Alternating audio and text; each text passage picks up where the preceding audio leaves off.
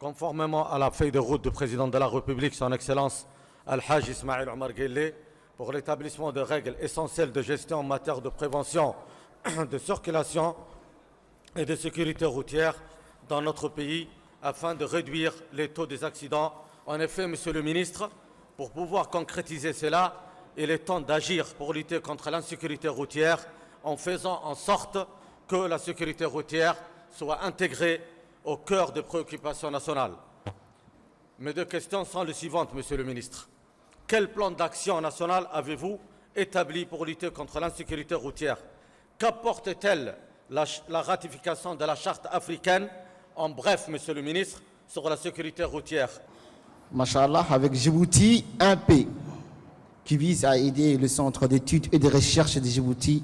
Encore mes félicitations, Monsieur le Ministre, pour l'ambition décomplexée affichée par la République de Djibouti, se voit déjà récompensée grâce à sa politique visionnaire de président de la République, se lancer dans la technologie spatiale et ceci pour améliorer la sécurité alimentaire et le suivi des changements climatiques qui affectent les populations d'Afrique de l'Est. Ce programme spatial, qu'est-ce qu'il nous bénéficie du transfert de technologies pour Djibouti vers ces nanosatellites?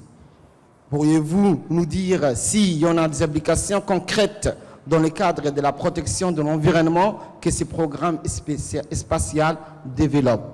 En tant que parlementaire, je tiens à signifier ouvertement mon soutien pour l'adoption de ce projet de loi relatif à la création d'un fonds de l'handicap destiné à renforcer les capacités de résilience de ces groupes vulnérables que sont les handicapés.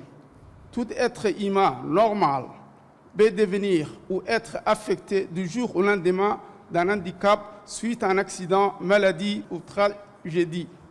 Donc, l'handicap n'est pas réservé à une catégorie sociale déterminée, mais une affaire qui nous interpelle tous et auquel nous devons apporter notre appui en tant que législateurs pour la concrétisation de cette volonté politique nationale. La Charte africaine sur la sécurité routière, comme ça a été dit, a été adoptée par le sommet du chef d'État et du gouvernement de l'Union africaine le 31 janvier 2016, dans l'objectif d'améliorer la gestion des questions liées sur la circulation routière en Afrique et de réduire davantage le taux excessivement élevé des accidents de route dont les victimes sont les piétons, les cyclistes et motocyclistes, parmi lesquels le gel constitue une forte proportion. Cette charte quand même vise également de confirmer et de compléter les textes déjà existants dans notre pays, c'est-à-dire le code de la route. L'honorable député Amin Mohamed Jama nous parle pourquoi dans le texte on n'a pas parlé de nanosatellites. Je vous dis, on vise très loin. On a commencé par les nanosatellites parce que c'est quelque chose qui est possible aujourd'hui, mais j'ai discuté encore ce matin dans notre possibilité. Beaucoup de choses ont été dites dans le texte, c'est ce qu'on souhaite faire. Il y a deux choses.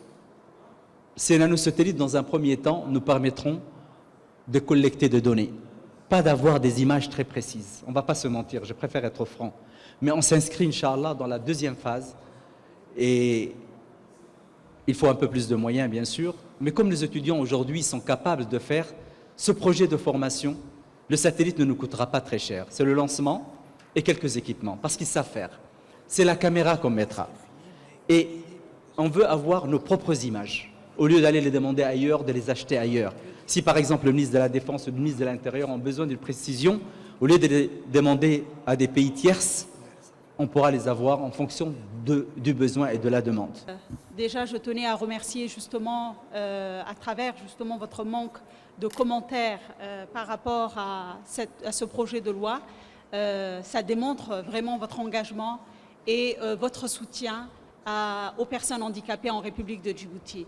Une personne handicapée, une famille handicapée est non seulement vulnérable par sa situation ou son manque de revenus ou son faible revenu, mais également par le manque à gagner, parce qu'un des parents va forcément, quand il a un enfant handicapé, ne va pas aller travailler ou rechercher un emploi pour justement assister son enfant handicapé à la maison. Donc c'est pour ça que ce fonds qui a été donc initié par l'ANPH, que vous avez donc tous vu le travail immense et formidable que l'ANPH a organisé et a fait sur le terrain, nécessite également de votre part, vous avez validé en février 2022 la stratégie nationale de l'handicap. Aujourd'hui, c'est le moyen financier qui lui permettra de venir justement mettre en œuvre cette stratégie et d'accompagner nos concitoyens les plus vulnérables, comme je le disais, doublement vulnérables. Il y a déjà des réunions techniques qui se font entre le ministère des Affaires sociales et des Solidarités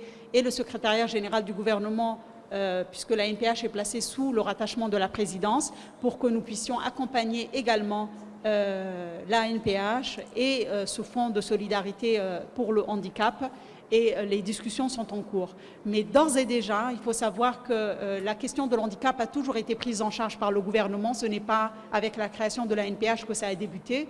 Et ce n'est pas avec la création du secrétariat d'État à la solidarité en 2008 que ça a débuté. Ça a toujours été une question importante pour le gouvernement, parce que le handicap est une solidarité nationale et le président de la République a hissé les solidarités et la solidarité des personnes les plus vulnérables vraiment comme priorité de ces différents mandats. Nous avons parlé effectivement sur l'énergie. Le ministre de l'Énergie a donné quelques clarifications, mais d'ores et déjà. Et ces forages, quand ils ont commencé, ils ont tout simplement dit que ces forages ne marchaient pas. Donc Djibouti n'aura pas de géothermie. Il fallait donc attendre que le pays accède à la souveraineté internationale pour que, effectivement, on reprend les études sur le forage géothermique. Et nous n'avons pas arrêté. Et nous continuons à travailler. Mais nous avons aussi diversifié les énergies renouvelables. On ne s'est pas cantonné à dire, bon, comme à l'époque, il faut, si on ne trouve rien du tout dans ce puits-là, on va abandonner. Non, on n'a pas abandonné. On continue. Fiale, Galokoma, ça va continuer encore. Mais on ne s'est pas aussi focalisé uniquement sur la géothermie.